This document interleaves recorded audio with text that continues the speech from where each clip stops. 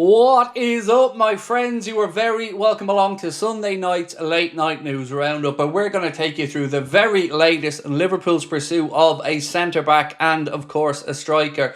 We're going to take you through what the latest is in the media. We're going to give you our opinion, but of course we do want to know yours. Feel free to let us know in the comment section. Drop a like on the video if you enjoy it, and of course don't forget to hit that subscribe button.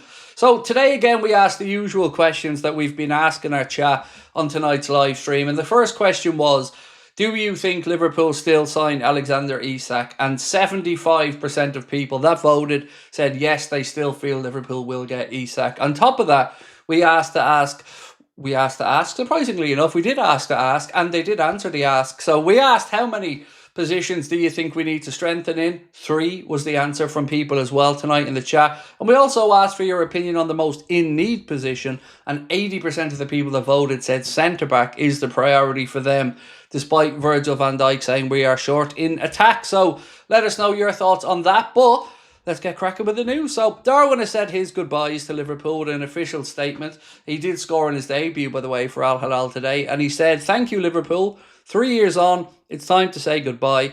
I'll take with me countless memories that will live with me forever. I leave with a full heart, thanks for the love of a crowd that never let me down and always had my back through the highs and through the lows.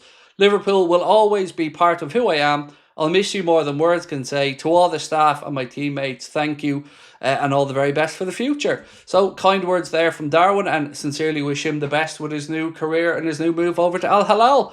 Right, so, well, I didn't even know whether to bring this up or not, but our friend Indy Kayla, who I know, take with a pinch of salt, but he reckons Liverpool are going to put in a bid for Isak in the next 72 hours. Now, I wouldn't be holding my breath on it personally, but it is certainly a situation that we know needs to be resolved. And tonight it looks like Newcastle could have some, well, joy in their pursuit of a striker, as Nicholas Jackson is leaning favourably towards a potential move there. More on that in a minute. So Luke Edwards of The Telegraph has said, if Newcastle can sign 2 strikers of suitable quality and Liverpool make a bid of £150 million, there is a chance Isak could be sold.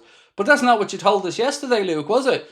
You were telling us yesterday that unequivocally the board said he's not for sale. So which one is it? Make up your mind. And also this £150 million, I don't think Liverpool are going to pay that. I really don't think there's any world where Liverpool get to £150 million for Isak. This seems to be a number that somebody from the Newcastle side, whether it's club, media, fans, I don't know, but somebody's pulled this £150 number out their backside, and nobody I've ever spoken to thinks Liverpool are going to get there. So will we go above the initial offer? Yeah, I believe we probably will, but will it get to 150?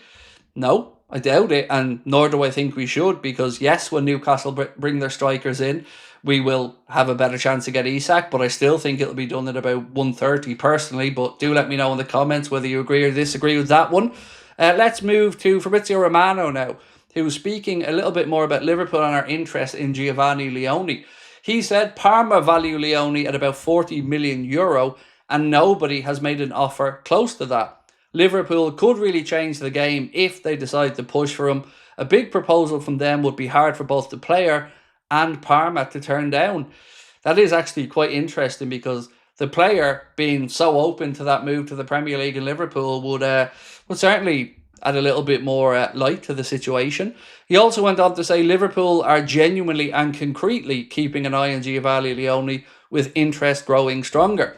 See, the problem we have here is, can we really bring in an 18-year-old for the here and now this season to cover for Virgil van Dijk or Ibrahim Konate? Now, you might say Craig Joe Gomez is still there, but honestly, we've seen that we can't rely on his fitness and his ability to be available. So I would still prefer us to sign Mark Guéhi, but ultimately I do want us to get cracking on a centre-back, whoever the manager wants to bring in. The Daily Mail think that Liverpool are going to hold further talks for Mark Guéhi. Now, of course, we do need to get an update on whether his injury today was a serious one or not. They do say that Crystal Palace will demand about £45 million, and that Liverpool have no intention of paying that. Now, we've seen £65 million for him turned down in the past when Newcastle came in. Now, that was last season, so, you know, it was always going to be a different landscape this summer when he's inside the last year of his contract. But for me, what I seen today was a centre-back who looked composed, had a great distribution, and was somebody who I could see seamlessly fitting into our team. So I hope Liverpool make that move for Mark Guéhi, and I hope they do it soon, because we need a centre-back. And again, he seems right ready to come in to me. So, Sky in Germany have been speaking a little bit about Bradley Barcola. And Florian Plettenberg has said Liverpool are closely monitoring the situation of Bradley Barcola. However, there have been no offers or advanced talks with the players' camp at this stage. Alexander Isak remains the priority target for Liverpool. This is kind of at odds with, I think it was Julian Laurens the other day who said that there have been 2 offers rebuffed by Liverpool for Bradley Barcola. I've not seen anybody else say what he said, but again, we're not talking about a tin pot journalist here. We're talking about a very well-established, incredible journalist, so unsure what's going on there. Plettenberg went on to say, should that move fall through, the club would have the budget for a high-profile winger like Barcola. PSG remain relaxed, maintaining their stance that Barcola is not for sale. Internally, they view the rumours as a possible smokescreen linked to Liverpool's interest in Isak. Maybe, but I just hope we get Isak, because he's manager's clearly number 1 target. This here from Jason Burt from The Telegraph said Nicholas Jackson favours a move to Newcastle should he leave Chelsea during this summer's transfer window. The forward's chances of securing the transfer are largely dependent on whether Newcastle relent and sell Alexander Isak to Liverpool, which, of course, all signs point to the fact that that will probably happen, especially as they are pursuing 2 centre-forwards. So hopefully we get to the adult point here soon where everybody realises that, yes, Newcastle get their man, and yes, they're probably going to relent and sell Isak. So let's talk about one more player who Newcastle have gotten in, a player that used to be a Liverpool player. Romano has said tonight that Newcastle have agreed a deal to sign England under-16 talent Isaac Moran after he left Liverpool.